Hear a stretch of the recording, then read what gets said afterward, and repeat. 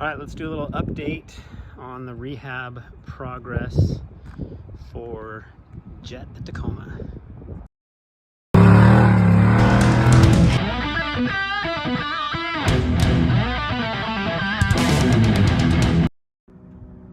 So I know it's really dirty. I'm kind of saving washing it for round 3 of the rehab, plus it's going to the desert this weekend, so I figured what's the point. But first and foremost in this rehab, we sandblasted the undercarriage, all the frame, suspension, leaf springs,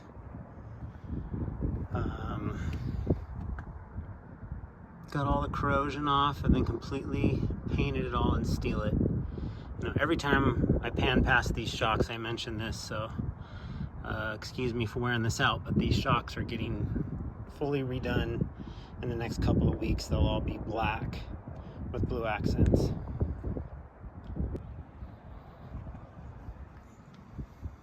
So this front end we really haven't got to yet. I was kind of waiting to get all the shocks and everything off of it just for better access to prep it and paint it. Interior is pretty much all dialed in now. Rugged radio is installed, mic is mounted, nothing behind the seats anymore because it's all in the back of the truck in the case.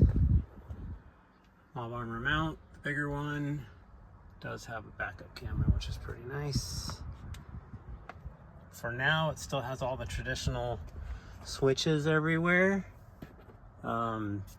And it works all the lights, and because we're kind of crammed for time, I didn't put a switch system in it, but I do intend to do a switch system. All right, let's talk about what I've done to outfit the bed of the truck and all of the cargo and this bed cover.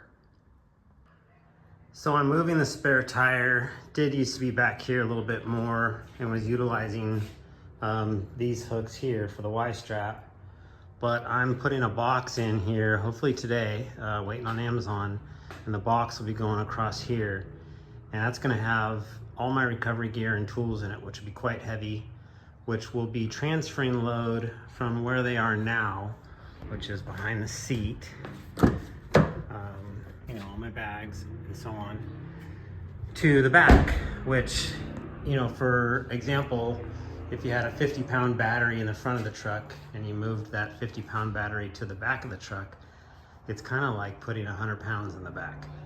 That's a pretty loose equation, but kind of generally get the idea, right? So I'm moving all of that recovery gear from behind the seats to this area right here with a low profile box.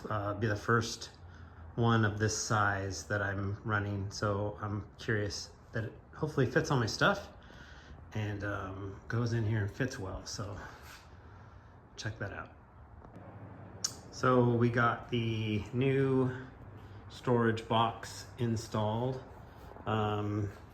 These are mounted. There's a big giant plate on the back of these Tacomas on the bottom, so these bolts are going through the liner and that plate with washer and lock nuts. The whole philosophy of this thing is to be able to pull the the ratchet straps off and remove the box and be able to utilize the bed for dirt bikes, cargo, I don't know, as a truck bed. So it's not permanently mounted. It's basically something that can come off with just a couple of straps. There's 2 more here. I'm using the same D-rings that will be used for the Y-strap for the spare, which is next on the list. But yeah, these guys are on Amazon, Overland Vehicle Systems. This is the probably 3rd box from them. My buddy Nick's got one as well. They're good boxes, and these just latch down. Yeah, I dig it.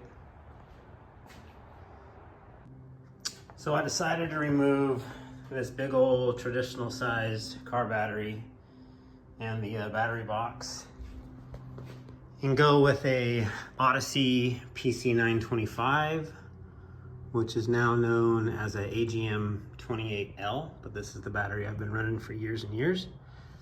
This battery box is off of Amazon. I will put the link down in the description. But it's all mounted to the floor with stainless hardware, through bolted with washers and lock nuts on the bottom. Came out really good.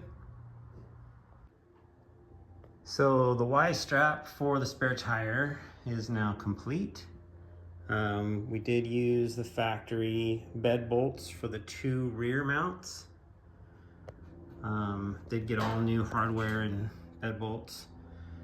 The front mount does have this plate on top and then an extra reinforcement plate on the bottom to help disperse the weight for strength. But the spare tire is all done. If I want to add a second one, I can just put it on top and extend the straps for a second spare. So we got this bed cover on. I like to run these bed covers on trucks that are gonna possibly live outside, in the sun, in the rain, in the elements. These bed covers just basically keep everything looking like brand new. I mean, look what's happened to these shocks, which are all getting recoated next week, but that's just from sitting outside. So I put all this work into cleaning this thing up. I wanna preserve it and keep it nice. For 200 bucks, this bed cover will last years, probably longer than all on the truck, and protect everything, keep it all looking like new. It's a little bit of a theft deterrent too. Kind of slows people down, even though they can slice right through it. And I guess that's just what statistics say. These are from Tiger, which are available on Amazon. Like I said, they're about 200 bucks. It's about a 1-hour install. Once it's installed, it's just a couple minutes to take it completely off if you want to. You leave the rails on, but you can just basically slide this whole unit forward and pull this whole thing out. Roll it all the way up and pull this whole thing out and set it aside. I went to Glamis and King of the Hammers last year in the red Tundra with one of these covers. Sometimes I had it on, sometimes I had it off, sometimes I just had it rolled up. When it rolls up, it's actually got some straps that hold it in place as well. So if you're looking to park your truck outside, keep all your bed contents looking like new, these bed covers are pretty awesome. Now we're moving forward with the radio installation. I think I'm gonna mount it inside the center console like I've done in the past.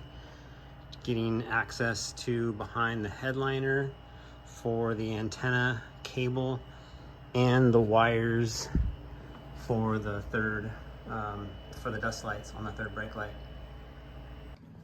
Got the 2 wires for the dust lights and the coax cable for the antenna stubbed out the back here, ready for the third brake light.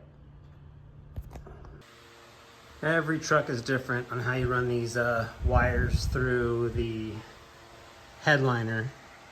On this particular truck, I opened up the third brake light. I used this antenna, leftover antenna that I've had in my drawer forever. Put some parachute cord on it, and I just simply fished it from there to this corner and went in here. Can't see it anymore. I just buttoned all this up, but it was just poking out above here. Grabbed the cord, pulled it all the way through, taped all my wires to it, pulled all the wires through, and then left all the excess down here to wire and terminate later, or at least want to start getting panels put back together, and just know that the hard part is done of running these things up above the headliner. All right, so the radio's done. Mounted in the center console. Still plenty of room in there for storage. Did mount the mic here on the Scosche mount that comes with Rugged. These are simple. These are a positive and a negative wire that go direct to your battery, and a coax cable that goes to your antenna, which I've kind of shown you how I ran that. So not much to these, just got to get a good firm mount on them for off-roading reasons. But yeah, radio's done. All right, so the license plate, LED, lit, removable, unpluggable.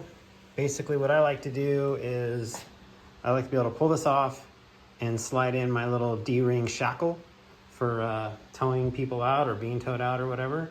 So it's quick, this is quick release. You just pull the pin, unplug, this is out of the way, and you got a secure spot to be towed or tow somebody out. All right, getting this box all packed and ready for our first trip. So I always pack these boxes very, very tight.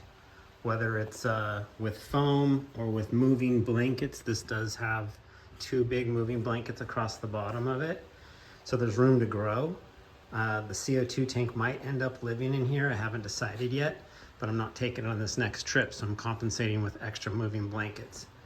But this blanket will go on top, and then the lid kind of doesn't want to close. You have to force it to close and then latch it. That holds everything in place. If you don't, the chatter, the whoops, the bumps, whatever you want to call them, rattles and shakes everything around in here to the point where it just creates chaos. I've broken components before by not packing tight and properly, so I definitely recommend a very, very tight packing in your boxes, especially when they're at the back of the truck. Yeah, just to sum that up, I throw this blanket up on top, and then when I close this lid, you'll notice it's not wanting to close all the way, so it'll have to be forced by the latches to hold down, which means I got a pretty tight fit in there.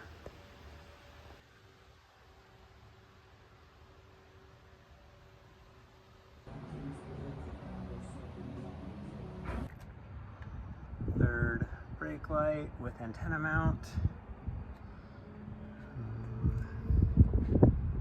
The bed is pretty much all dialed in. Might mount a couple fire extinguishers still, but I'll go over some of the little details about what we've done in there. So with that bed cover on there, you know, at first glance, kind of unassuming little Tacoma. But I'm hoping this thing works as good as I think it's gonna work. Well, that was just a quick little update of what's going on in this thing. Leaving for Ocotillo tomorrow, and all the shocks are getting done next week. Then it goes to Linex, and they'll start working on all the little finer points. But in the meantime, if you guys want to leave a comment below and ask any questions you might have about it, or if you got any suggestions about it, I'd love to hear it. And while you're at it, maybe like this video and subscribe to our channel. Appreciate you watching.